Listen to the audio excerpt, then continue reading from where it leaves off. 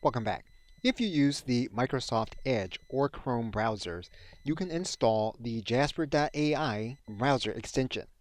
And you can come to the home page and you can typically scroll down in order to see it. What we're going to do is we're going to click on this button that says Add Jasper to Chrome, even though right at the moment we are using a Microsoft Edge browser. You will want to be logged into your Google account. When you do that, all you need to do is to click this button that says Add to Chrome. You'll get the prompt. You'll then click Add Extension. If you haven't created an account, you'll need to create one. You may at that point be asked to do two-factor authentication. We are going to add in the verification number, and we're then going to click Verify. You will then be logged into your dashboard.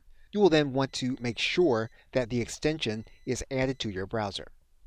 And we have verified the extension on our browser. Again, we are now in Microsoft Edge. What we're now going to do is we're going to enable Jasper on this site.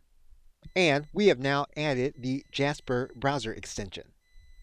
Okay, so with that, thanks, and I will see you in another video.